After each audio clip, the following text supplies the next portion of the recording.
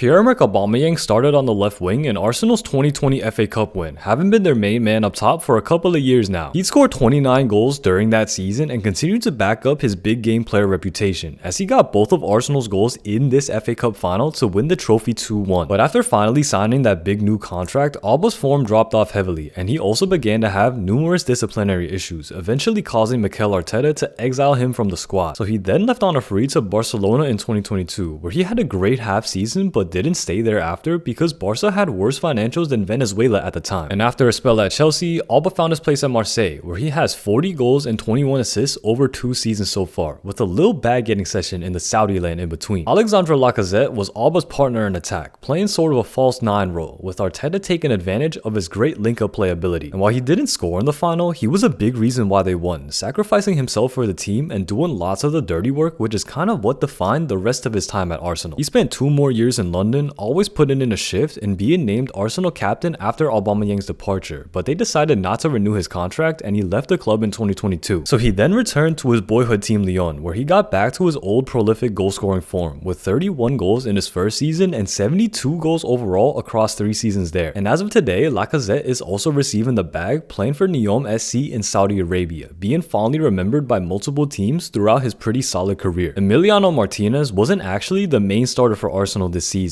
but he got his opportunity in goal as a result of Bernd Leno's severe knee injury. He performed really well in the games preceding the final, and he continued this form in the most important game of his career so far, finally getting his moment after 10 years as a backup. Many people now called for him to become Arsenal's true number 1, but they chose to stay with Leno instead and decided to sell Martinez to Aston Villa. But this gave Martinez the chance to become Argentina's number 1, and after a brilliant season at Villa, he was named the starter for the Copa America, where he saved 3 pens in the semis and won Messi his first international trophy. It only took him 1 year to surpass this feat though, as in the 2022 World Cup, he made the Dutch and the French forget how to take penalties and made one of the greatest saves of all time in the 123rd minute of the final, winning Argentina the World Cup and cementing himself as an Argentinian legend. David Luiz started this game as the central CB in a back 3, being a veteran defender for the squad but having been very volatile that season. His performance in this game was composed and clean though, as he played a great game against his old club Chelsea without any of the big blunders he'd been prone to before. So he was then given a 1-year contract extension, but he was mostly injured for this second season, so he became more of a locker room leader and mentor for the talented Arsenal youngsters. However, at the end of this season, he did end up getting released, so he moved back to Brazil in 2021, beginning to be more consistent with Flamengo and helping them win 3 trophies in 4 years. And after a short spell at Fortaleza, Luiz made a surprise move back to Europe, playing for Paphos in Cyprus now, where he actually faced his former team Chelsea in the Champions League this season. Hector Bellerin played at right wingback in this 5-3-2 kind of system, having came back this season from a severe ACL tear in 2019. And he played a big role in the winning goal of this game, as it was his 60-yard run driving from his own half which led to Nicolas Pepe assisting Aubameyang, making it 2-1 in minute 67. He then spent 1 more year at Arsenal, playing decent but not spectacular, so they parted ways in 2021 with him first going to Real Betis on loan before moving permanently to Barcelona. He didn't play as much at Barca though, nor did he play much at Sporting afterwards, having some injury issues at both clubs as well, so he returned to Betis in 2023 looking to get more minutes again. And this decision went pretty well, as across 3 seasons so far, Bellerin has been a solid veteran defender for them, not always playing that much but definitely being a fan favorite. Ainsley Maitland-Niles was on the opposite wing to Bellerin, playing kinda out of position as he was usually a right back or CDM, but he showed off his versatility and delivered a great performance, doing very well on both sides of the ball, looking like he gotten back into the team, having been kinda out of favor in the past few weeks. That didn't end up being the case though, as Arteta barely played him in the first half of the next year, so he was then loaned out to West Brom in January, where he was only just okay. He then had 2 more loans at Roma and Southampton that saw him again just be okay as more of a rotational player now, so he never got back into Arsenal's squad and thus moved to Lyon in 2023. But at Lyon, Maitland-Niles has really turned it around, as across 3 seasons so far, he has become a key starter for them, being a very solid right back at a Lyon side on fire right now. Kieran Tierney probably would have been a more natural fit at left wing back here, but he instead played left center back using his physicality and tenacity, and he put in a solid game playing the key through ball that led to Auba's equalizing penalty and overall adapting to the position pretty well. So because of this performance plus the rest of his first season, many thought he'd become one of the best left backs in the league, but unfortunately his next few years were marred by multiple severe injuries. He had a dislocated shoulder, then a recurring knee injury, and after Alexander Zinchenko arrived to replace him in 2022, Tierney went to Real Sociedad, where he also couldn't stay healthy. So after one final bad injury, this time tearing his hamstring while on international duty with Scotland, Tierney went back to Celtic last year as a player sadly ruined by fitness. Rob Holding was the third defender in the back three, being trusted by Arteta early on after the Spaniard joined in the winter, and he provided balance to the defense, being a quieter aerial presence that just played a secure game, which supported the playstyles of the other two more aggressive guys. So because of his reliability, he was a regular starter for Arteta during his first full season at the club, not being anything special but almost never doing anything stupid. But he saw his minutes decrease after that as Arteta tried to advance the team, playing very infrequently until his £4 million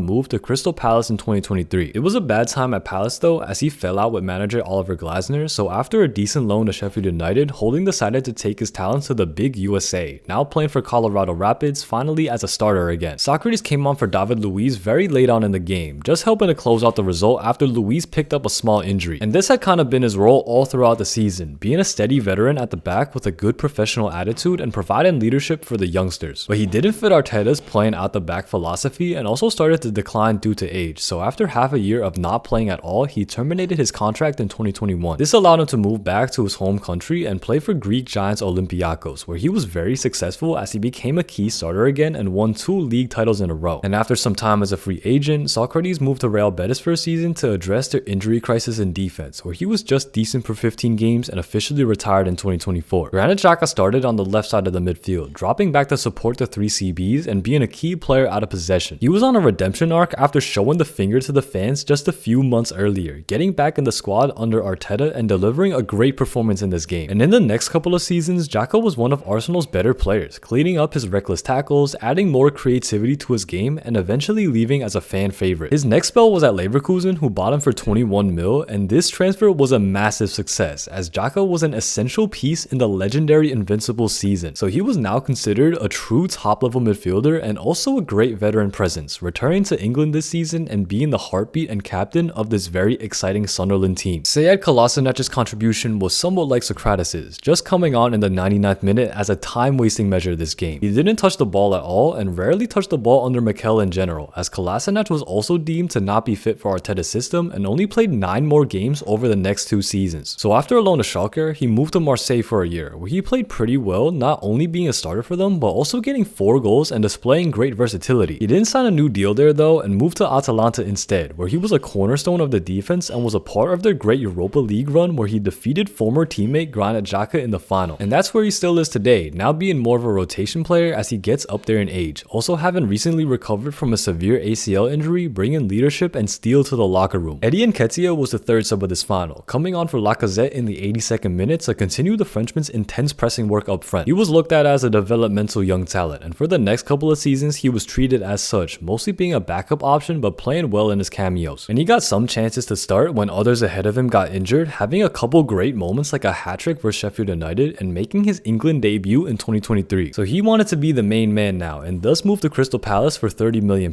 but he was still relegated to more of a bench role, being behind the on-fire Jean-Philippe Mateta. And as of today, that is still his current situation, as while he did actually win another FA Cup last season, he hasn't been a consistent starter and also has dealt with a repetitive thigh issue. Dani Ceballos partnered Xhaka in midfield, being more of the creative outlet alongside Xhaka's enforcing defensive role. And he was quite possibly the man of the match here, dictating the tempo and being everywhere on the pitch, having one of the best games of his career and one of the biggest games of his career. So when he came back on loan for a second consecutive season, many expected him to be a crucial player once again, but the blockhead actually didn't give him many minutes this time, so he returned to Real Madrid the summer after. Now back at his parent club, Ceballos had some runs of games where he looked really good, especially being excellent in the months after the World Cup, but all in all, he was never able to put that together consistently. And while the technical gifts are definitely still in him, Ceballos has now never become a true starter for Real, only making occasional appearances off of the bench this season. Nicolas Pepe was the final member of the starting front three this game, playing on the right wing as their record signing from the previous summer. And after his inconsistent first season, Pepe put in a great performance here, assisting Aubameyang's winning goal and also having his own beautiful curler disallowed for a small offsides. This gave the fans some hope that he would live up to his huge feat, and his second season was somewhat better as he was Arsenal's top goal contributor that year. But after Bukayo Saka emerged, Arteta gradually froze Pepe out of the squad, with his £72 million